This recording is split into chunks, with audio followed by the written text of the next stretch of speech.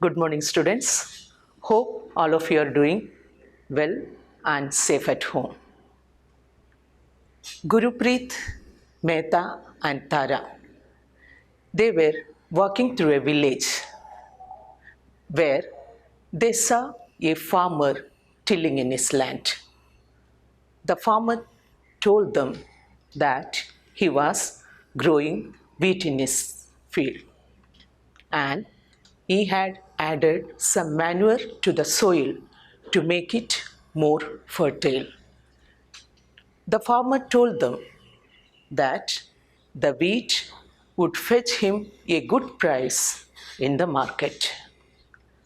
From the market, the wheat would be taken to different agencies like the flour mill. From the flour mill, the wheat will be taken to different agencies. Some will be taken to the bakery to bake cake and bread. So, in this narration, you will listen some words which is related to agriculture. So, students, today I am going to teach you from your geography test lesson 4 agriculture. तो ये छोटा सा narration में आप बहुत सारे words सुने जो एग्रीकल्चर से रिलेट करता है या कृषि से रिलेट करता है, जैसा टिलिंग द लैंड और growing wheat, manure to the soil, more fertile.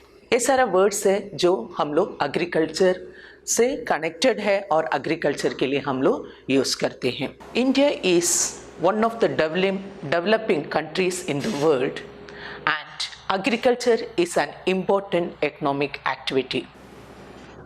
India is one of the developing countries in the world and agriculture is an important economic activity. The large percentage of India's population depend on agriculture for their livelihood. Bharat एक विकासशील देश है और विश्व के ज़्यादा से ज़्यादा लोग जो हैं वो एग्रीकल्चर पर डिपेंड करते हैं. अपने आर्थिक क्रियाएं एग्रीकल्चर के ऊपर, कृषि पर निर्भर है. The large percentage of India's population depend on agriculture for their livelihood. अपने जीवन यापन के लिए भारत के 62% लोग जो हैं कृषि पर निर्भर है. Agricultural products are used as food, beverages and raw materials for industry.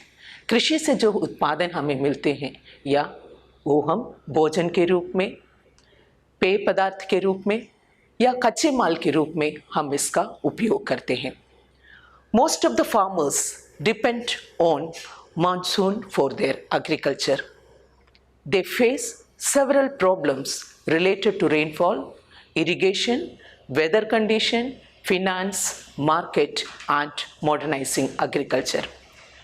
जो कृषक है वो पूर्ण रूप से मानसून पर निर्भर है और उन्हें बहुत सारी मुश्किलों की सामना करना पड़ता है जो क्लाइमेट रिलेटेड है, मानसून पर रिलेटेड है और बैंकिंग या मार्केट, इन सब के ऊपर उनको निर्भर रहना पड़ता है.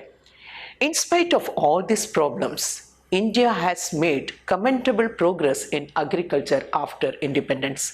लेकिन इन सब मुश्किलों के बावजूद भी आज़ादी के बाद भारत एग्रीकल्चर के क्षेत्र में, कृषि के क्षेत्र में आत्मनिर्भर बन गया है.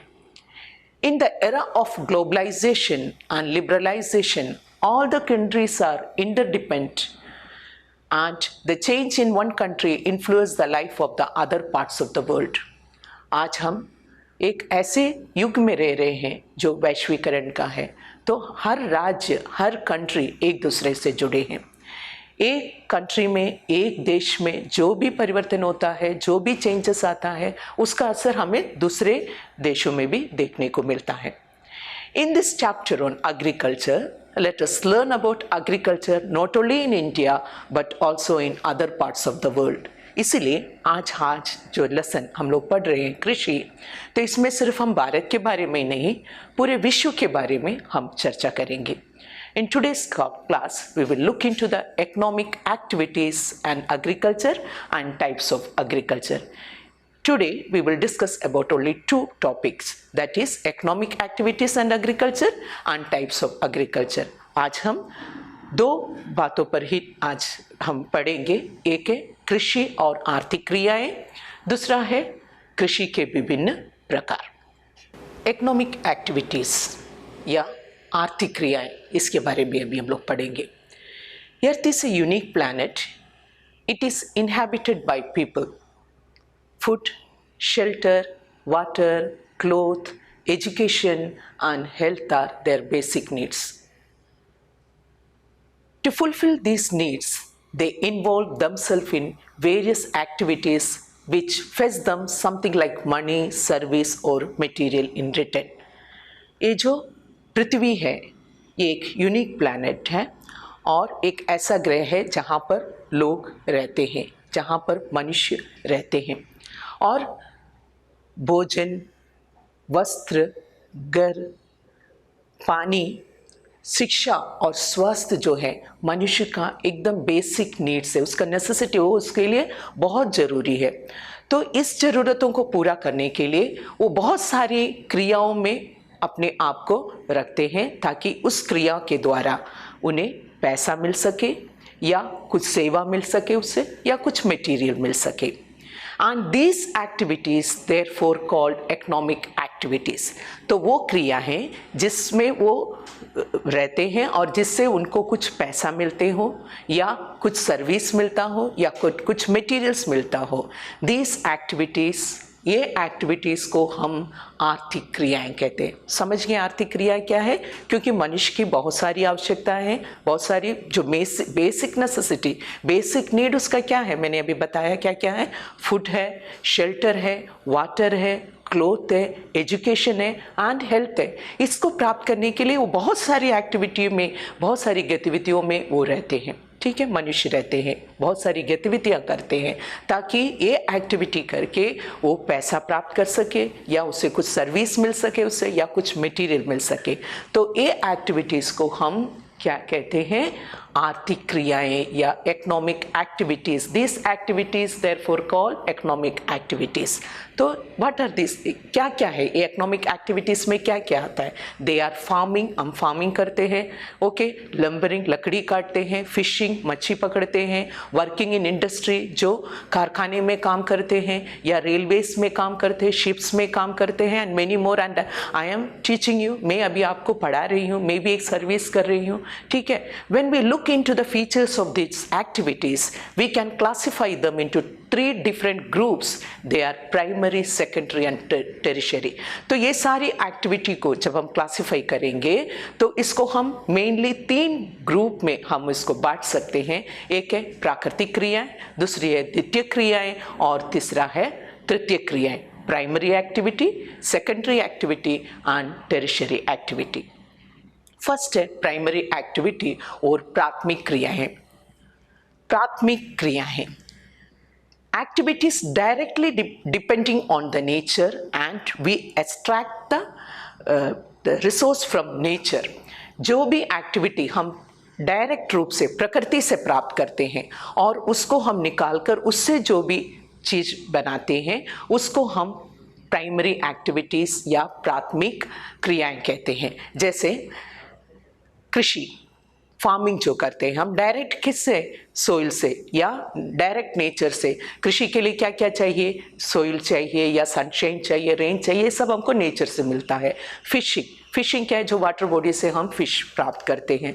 तो ये सारा activities when we extract this from directly from the nature, जब हम नेचर से डायरेक्ट कॉन्टैक्ट से जब हम इसको प्राप्त करते हैं तो इसको हम बोलते हैं प्राइमरी एक्टिविटीज़ या हिंदी में हम इसको बोलेंगे प्राथमिक क्रियाएं. सेकेंडरी एक्टिविटीज क्या है? The materials obtained from the primary activities are further processed to make different products.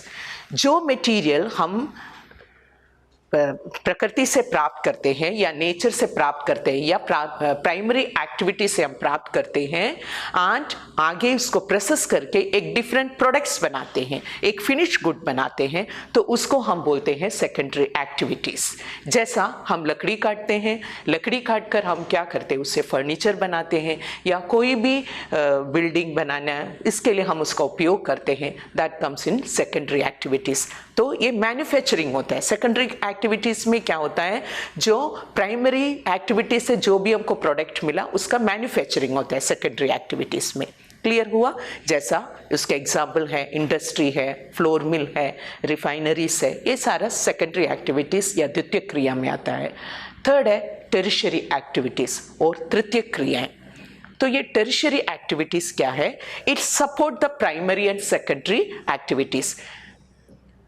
जैसा हम लोग अभी मैंने बताया आपको कि जो प्राइमरी एक्टिविटीज जो कृषि है, इसको हम वहाँ से फ्लोर मिल लेके जाने के लिए हमको क्या चाहिए? ट्रांसपोर्ट चाहिए, है ना। तो ये ट्रांसपोर्ट क्या है? एक सर्विस दे रहा है। तो ऑल द सर्विसिंग सेक्टर हम इसको बोल सकता है। ये सपोर्ट करता है, प्राइमरी और सेकेंडरी को क्या करते हैं? सपोर्ट करता है। अभी एक फार्मिंग सोचो, अभी एक कृषक है, एक फार्मर है, उसको खेती करने के लिए कभी कभी पैसों की ज़रूरत होता है, तो वो बैंक से ऋण लेता है, तो बैंक उसको सपोर्ट करता है। फिर कभी कभी क्या होता है, ये कंप्लीट किसके ऊपर निर्भर करता है? मानसून के ऊपर, जैसे मैंने अभी बताया, ये बारिश के ऊपर निर्भर करता है। कभी कभी ऐसा फ्लड आता है, अभी देखिए आप लोग, लास्ट 2 ईयर हम लोग केरल में देखे, इतना फ्लड हुआ, तो जो फार्मर्स है, जो कृषक है, उनको बहुत नुकसान हुआ। तो इसका नुकसान का भरपाई कैसा करेंगे? तो ये क्या करते हैं? इंश्योरेंस लेते हैं, ठीक है। तो अगर इनका कुछ नुकसान भी होता है तो गवर्नमेंट उसको फुलफिल करते हैं। तो ये इंश्योरेंस भी क्या हुआ? इनको सर्विसेज को सपोर्ट कर रहा है। तो all the activities which support the primary and secondary activities by providing service such as transport, marketing, finance, insurance, इसको हम लोग टर्शियरी एक्टिविटी या तृतीय क्रिया कहते हैं। यानी कि जो क्रियाएं प्राथमिक और द्वितीय क्रियाओं को मदद करते हैं, उसको हम बोलते हैं टर्शियरी या तृतीय क्रियाएं। जैसे उसमें आता है ट्रांसपोर्ट, यातायात के साधन आते हैं, बैंक आता है, मार्केट आता है, इंश्योरेंस, ये सब आता है। अभी मैं यहाँ पर कुछ एक्टिविटीज़ बोल रही हूँ, आपको वो क्लासिफाई करना है कि वो प्राइमरी एक्टिविटी में आता है, सेकेंडरी एक्टिविटी में आता है, टर्शियरी एक्टिविटी। तो फर्स्ट मैं बोल रही हूँ मैन्युफैक्चरिंग बाइसिकल, एक कौन सा एक्टिविटी में आएगा? Yes, it comes under secondary activities. And insurance, correct, tertiary activity. Advertising, tertiary activities. Making papad, papad बनाना किस में आता है? Yes, secondary activities. Rearing livestock, पशुपालन करना, वो किस में आता है? Primary activities. Very good. Shipping, ship है ना हमारे यहाँ पर, शिपिंग किस में आता है? टर्शियरी में।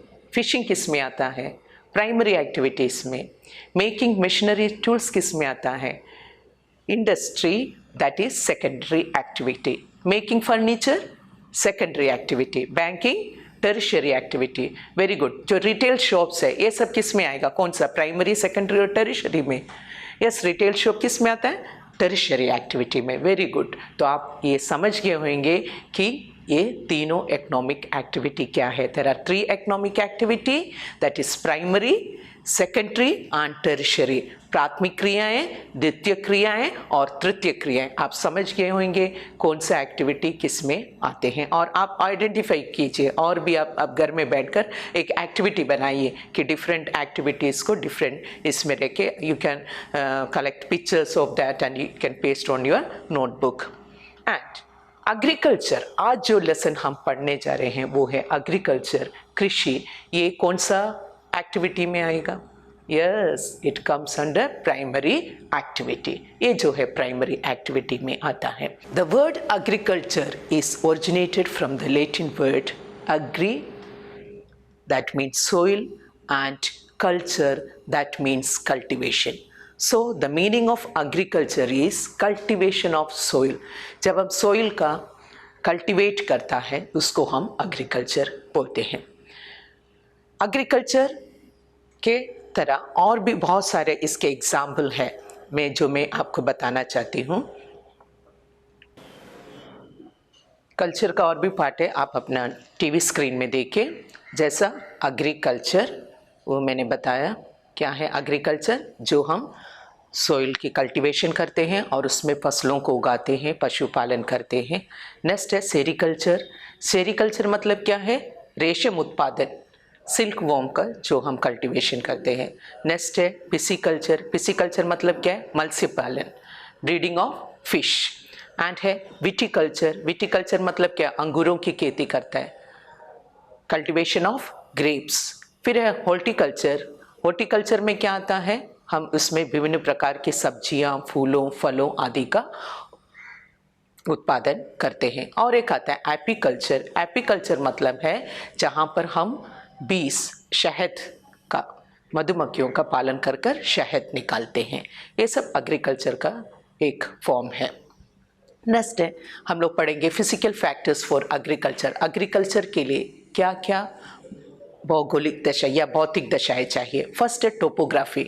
हम हर जगह पर हम कृषि नहीं कर सकते हैं क्या, नहीं। उसके लिए क्या है, लैंड का टोपोग्राफी कैसा होना चाहिए, प्लेन एरिया या स्लोप जैसा है, माउंटेन जगह पर हम खेती नहीं कर सकते हैं। सेकंड है क्लाइमेट। क्लाइमेट में क्या क्या आता है, रेन, टेम्परेचर, फ्रोस्ट मतलब ओस जो है, ये भी निर्भर करता है। और है सोइल, किस तरह का सोइल होना चाहिए, ब्लैक सोइल है, रेड सोइल है, फर्टाइल सोइल जो भी है हम करते हैं। जैसा कपास की जो खेती है, जो कॉटन है, वो ब्लैक सोइल में ही होता है। तो ब्लैक सोइल को कॉटन प्लांट्स के लिए ही कॉटन प्लांट्स के लिए ब्लैक सोइल सबसे बेस्ट होता है। तो इस तरह सोइल का भी एक इम्पॉर्टेंट फैक्टर है जो हम एग्रीकल्चर करने के लिए। And the land on which the crops are grown is known as arable land. सब जगह पर हम खेती नहीं कर सकते, कृषि नहीं कर सकते हैं। वो क्षेत्र जहां पर हम कृषि करते हैं उसको हम बोलते हैं कृषि योग्य भूमि या arable land. The land on which the crops are grown is known as an arable land. तो आपके टेक्स्ट बुक में एक मैप है वर्ल्ड का, उसमें आप देख सकते हैं कि कहाँ कहाँ पर वर्ल्ड में कृषि योग्य भूमि है। एंड नेक्स्ट अभी हम लोग पढ़ेंगे फार्म सिस्टम। सिस्टम क्या है, हम लोग कंप्यूटर में भी हम लोग पढ़ते हैं सिस्टम। सिस्टम में क्या होना चाहिए, तीन चीज होता है, एक इनपुट है, एक प्रोसेसेस है एंड थर्ड है outputs. So we can consider this agriculture as a system. Agriculture को हम एक सिस्टम के तरह अगर मानते हैं, एग्रीकल्चर और farming can be considered as a system with 3 parts. ठीक है, फर्स्ट है इनपुट्स। तो क्या क्या इनपुट्स हम डालते हैं इसमें है, इनपुट्स का मतलब क्या निवेश करते हैं, हिंदी में मैं बोल रही हूँ, इसका मतलब क्या है, क्या हम निवेश करते हैं। इसको हम एक सिस्टम के तरह मानने से इसका 3 पार्ट है। एक है उसमें क्या हम निवेश करते हैं, फिर किस तरीके से हम उसका काम प्रोसेस करते हैं और उससे क्या निकलते हैं, आउटपुट क्या है। तो इनपुट क्या है, फिजिकल इनपुट हो सकता है, ह्यूमन इनपुट। फिजिकल इनपुट में क्या क्या आता है, जैसा सन है, रेन है, सोइल, ये सारा आते हैं। और ह्यूमन इनपुट्स में हम सीड भी बोल सकता है, सीड आता है, मिशनरी आता है, आपके स्क्रीन में आप देख सकते हैं। और जो पेस्टिसाइड जो भी हम इसमें उपयोग करते हैं उसको हम इनपुट डालते हैं। और प्रोसेस, क्या प्रोसेस से हम ये कृषि करते हैं, उसमें क्या आता है, टिलिंग आता है, सोइंग आता है, इरिगेशन आता है, वीडिंग आता है एंड हार्वेस्टिंग आता है। टिलिंग मतलब हम उसको जोतते हैं, फिर उसमें हम बोते हैं, बीज को बोते हैं, फिर उसके बाद हम इरिगेशन करते हैं, इरिगेशन मतलब सिंचाई करते हैं, फिर वीडिंग मीन्स वीड मतलब अनवांटेड प्लांट्स। हम लोग देखते हैं ना खेत में, जब हम खेत करते हैं तो उसमें अनवांटेड प्लांट्स आता है, उसको वीड बोलते हैं और उसको वीडिंग को निकालते हैं, फिर हार्वेस्टिंग करते हैं, उसको कटाई को हम बोलते हैं। और इससे क्या प्रोसेस, से क्या आउटपुट बाहर निकलते हैं। क्योंकि एग्रीकल्चर में याद रखना कि खाली खेती करना या फार्म क्रॉप्स ग्रो करना ही एग्रीकल्चर नहीं है, बल्कि एनिमल रियरिंग, लाइफ स्टॉक को पालना भी, एनिमल को पालना भी, जानवर को पालना भी किस में आता है, एग्रीकल्चर में आता है। तो व्हाट आर द आउटपुट्स, इससे क्या क्या आउटपुट्स हमको मिलते हैं, क्रॉप्स मिलता है, वूल मिलता है ना, शीप को हम पालते हैं तो क्या मिलेगा उससे, वूल मिलता है, ऊन, डेयरी प्रोडक्ट्स, जितना भी डेयरी प्रोडक्ट्स होता है, और पोल्ट्री। ठीक है, मुर्गी पालने से हमको क्या है, पोल्ट्री जो मिलते हैं। तो ये सारा आउटपुट्स में आता है। अभी हम लोग पढ़ेंगे टाइप्स ऑफ फार्मिंग। तो अभी आप समझ गया कि एग्रीकल्चर को हम एक फार्म सिस्टम मानने से उसमें 3 पार्ट्स है, एक है इनपुट्स, एक है सेकेंड है processes and third one is output. Clear हुआ? आपको स्क्रीन में दिया है। नेक्स्ट है टाइप्स ऑफ फार्मिंग। ये फार्मिंग को हम कितने तरीके से बांटा गया है? Farming is practised in various ways across the world depending upon the geographical condition, demand of produce, labor and level of technology. Farming can be classified into 2 main types. Farming को mainly हम 2 भागों में बांट सकता है। एक है subsistence farming, second है कमर्शियल फार्मिंग, गहन कृषि और वाणिज्यिक कृषि। सबसिस्टेंस फार्मिंग वो निर्वाह कृषि, उसको हम हिंदी में बोलेंगे निर्वाह कृषि। निर्वाह के नाम से या सबसिस्टेंस नाम से ही हमको पता चल जाता है कि farmer practised this farming to meet the needs of his family. अपनी निर्वाह के लिए, अपनी ज़रूरतों के लिए वे खेती करते हैं, उसको हम लोग बोलेंगे क्या? Subsistence farming. In this type of farming is practiced to meet the need of the farmer's family. It uses low levels of technology, household labor and small plot with small output. इसमें क्या करते हैं? किसान अपनी ज़रूरतों के लिए छोटे से प्लॉट पर खेती करता है और छोटे छोटे औजार जैसा दाव हुआ, छोटा औजार यूज़ करते हैं एंड इससे उसको जो आउटपुट मिलता है वो भी बहुत कम रहता है और जो लेबर्स रहता है वो अपने हाउस होल्ड लेबर से इसका वो खेती करता है। इसको हम निर्वाह कृषि हिंदी में बोलेंगे। And further it is divided into 2 types. This subsistence farming, उसको हम बोलेंगे intensive farming and primitive farming. Intensive farming क्या है? इंटेंसिव फार्मिंग, ये इंटेंसिव फार्मिंग जो है जहाँ पर खेत छोटा होता है और पॉपुलेशन बहुत ज़्यादा होता है, ठीक है? तो छोटे छोटे खेत पर हमको कृषि करना है। So it is also known as labour intensive farming भी हम इसको बोलते हैं। इंटेंसिव सबसिस्टेंस फार्मिंग को हम लेबर इंटेंसिव फार्मिंग भी बोलते हैं क्योंकि ये ऐसे क्षेत्रों में खेती की जाती है जहाँ पर खेत छोटा होता है और पॉपुलेशन बहुत ज़्यादा होता है। तो यहाँ पर हम छोटे प्लॉट में हम मशीनों का उपयोग तो नहीं कर सकते हैं, तो हम वहाँ पर क्या करते हैं? वे यूज़ लेबर का उपयोग करते हैं और इतने पॉपुलेशन का लिए जो हमें अनाज चाहिए उसका प्रोडक्शन को भी हमको बढ़ाना है। तो इसके लिए हम लोग क्या करते हैं? इसमें high doses of biochemical inputs and irrigation are used for obtaining higher production. Higher production प्राप्त करने के लिए हम क्या करते हैं? बायोकेमिकल इनपुट्स डालते हैं, इरिगेशन के द्वारा हम इसका प्रोडक्शन को आगे ज़्यादा बढ़ाते हैं। And more than 1 crops grows in the plot, और एक क्रॉप से ज़्यादा इस प्लॉट में हम इसको उगाते हैं। Rice is the main crop. Other crops include wheat, maize, pulses and oilseeds. This type of farming is practiced in the area of high population, जो ज़्यादा जनसंख्या वाले क्षेत्रों पर इसकी खेती की जाती है। नेक्स्ट है प्रिमिटिव सब्सटेंस। क्या है प्रिमिटिव सब्सटेंस? इट इंक्लूड्स, इसको भी हम 2 पार्टों में बांट सकता है, shifting cultivation and nomadic herding. Shifting cultivation स्थानांतरित कृषि और नोमैडिक हर्डिंग मतलब पशुचरण, चलवासी पशुचरण। तो शिफ्टिंग कल्टीवेशन, इसका नाम से हमको पता चल जाता है शिफ्ट करना, एक जगह से दूसरे जगह पर ले जाते हैं। तो ये जो shifting cultivation is also known as slash and burn agriculture. इसको स्लैश एंड बर्न एग्रीकल्चर भी हम कहते हैं। It is practiced on small patches of land with the help of primitive tools like hoe, dao and digging sticks and family member or community labor. इसमें क्या करते हैं? एक छोटे से पैचेस में इसका हम खेती करते हैं। इसमें क्या करते हैं? एक plot of land is cleared by felling the trees. हम पेड़ को गिराते हैं, फिर उसको जलाते हैं, ठीक है? उसके बाद वो राख को we will mix it with the soil. A plot of land is cleared by felling the trees and burning them. The ashes are then mixed with the soil. After the soil के साथ उसको mix करते हैं, उसके बाद वो वहाँ पर कृषि करते हैं, ठीक है? और उसके बाद after the soil losses its fertility, the farmer leave the place and move to a new plot. जब वो जगह की उस मिट्टी की उर्वरता शक्ति समाप्त हो जाता है तो कृषक क्या करते हैं? उस जगह को छोड़कर एक दूसरे जगह पर चला जाता है। इसीलिए this type of farming is known as shifting cultivation, यानी कि एक जगह पर नहीं रहते। ये जो है अमेज़न का जो जंगली एरिया है, जंगल है, वहाँ पर इसका खेती करते हैं। तो क्या करते हैं इसमें कृषक एक प्लॉट लेता है, वहाँ पर जितने भी पेड़ है उसको काटते हैं, उसको जलाते हैं, उसके बाद उस मिट्टी में उस एशेस को मिक्स करते हैं, मैन्योर जो उसको मिक्स करके वहाँ पर खेती करते हैं। फिर जब उसकी उर्वरता शक्ति समाप्त हो जाता है तो उस क्षेत्र को छोड़कर एक नया क्षेत्र में चला जाता है। इसको हम शिफ्टिंग कल्टीवेशन बोलता है। And this type of farming depends upon monsoon and fertility of the soil. वो मानसून के ऊपर और मिट्टी की उर्वरता के ऊपर निर्भर करता है। और shifting cultivation is known by different names in different parts of the world. Different parts में इसको अलग अलग नाम से जाना जाता है। जैसे जूमिंग बोलते हैं, इंडिया में, नॉर्थ ईस्ट इंडिया में इसको जूमिंग का नाम से जाना जाता है। मैक्सिको में इसको मिल्पा के नाम से जाना जाता है। ब्राज़ील में इसको रोका का नाम से जाना जाता है। मलेशिया में इसको लैडांग के नाम से जाना जाता है। और अंडमान निकोबार द्वीप समूह में इसको डिपा के नाम से जाना जाता है।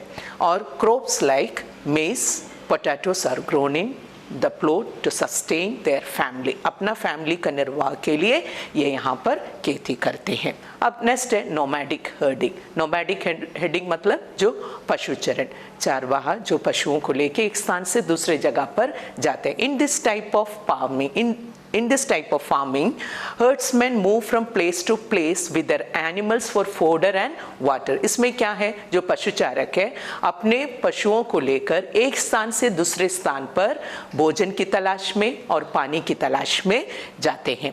इसका जो एनिमल्स है, जो पशुचारक जो पशुओं को पालते वो हैं mainly sheep, camel, yak and goats are the most commonly reared animals.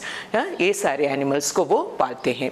And this animals provide the milk, meat, wool and other products to the herders and their family। ये सारा प्रोडक्ट उनको देते हैं। This type of farming is practiced in the semi-arid and arid regions of Sahara, Central Asia and some parts of India like Rajasthan and Jammu and Kashmir।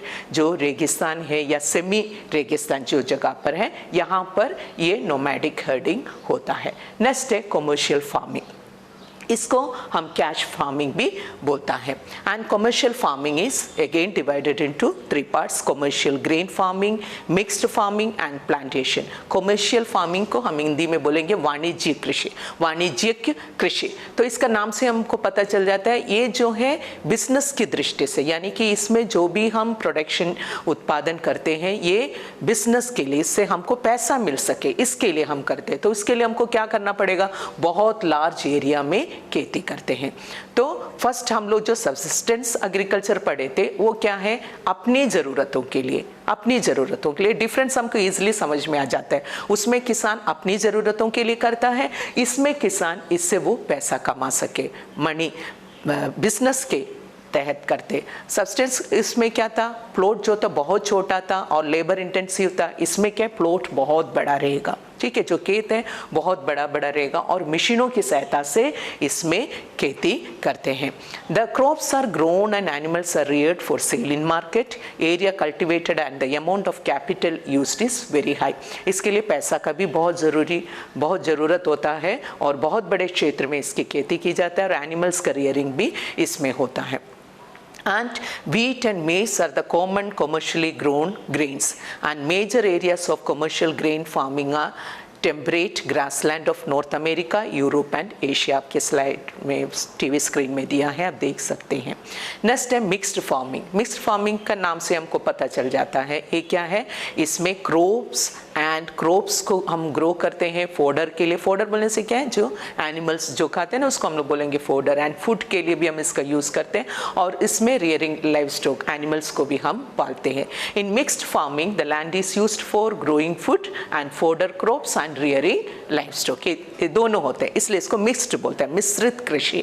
इसमें पशुओं को भी हम पालते हैं और खेती भी करते हैं, उससे हमको अनाज भी प्राप्त होता है और पशुओं के लिए भी उसमें हमको फूड मिलता है, ठीक है। And it is practice in Europe, eastern USA, Argentina, south east Australia, New Zealand and south Africa. बहुत बड़े बड़े फार्म होते हैं इसमें, ठीक है, और इसमें कृषि करते हैं। नेक्स्ट है plantation.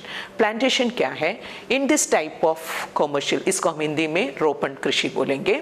In this type of commercial farming a single crop of plant is grown. इसमें क्या है, एक बहुत बड़े क्षेत्र में एक सिंगल क्रॉप को हम उगाते हैं. ये ब्रिटिश के टाइम से शुरू किया वाला है. जैसा अभी यहाँ पर है रबर प्लांटेशन, हम कचाल में देखते हैं, वहाँ पर रबर प्लांटेशन है. यहाँ पर आप सैतान खाड़ी या गुप्तपारा वो साइड जाने से आपको रबर प्लांटेशन, सैतान खाड़ी यहाँ पर रबर प्लांटेशन है. मतलब एक बहुत लार्ज एरिया में एक सिंगल क्रॉप को पालते हैं, सिंगल क्रॉप को उगाते हैं, उसको हम प्लांटेशन या रोपण कृषि बोलते हैं. And the single crop T हो सकता, कॉफ़ी हो सकता, शुगर केन हो सकता, कैशियो हो सकता, रबर हो सकता, बनाना हो सकता है, कॉटन हो सकता है. इवन यहाँ में हमारे यहाँ हट बे, कैम्बल बे और हम निकोबार में हम देखते हैं वहाँ प्लांटेशन क्या क्या है, कोकोनट प्लांटेशन है वहाँ पर. ठीक है, तो single crops grown on a large area. और इसमें क्या है, large amount of labour and capital R required. इसमें लेबर का भी ज़रूरत है और पैसों का भी ज़रूरत है. And factory should be located near the plantation. और इसका प्लांटेशन का ये है कि जो भी फैक्ट्री है, क्योंकि प्लांटेशन को हम एक इंडस्ट्री का फेस में हम इसको देख सकता है, तो the factory should be located near the plantation. Plantation के पास ही फैक्ट्री होना चाहिए. It requires a good transport network.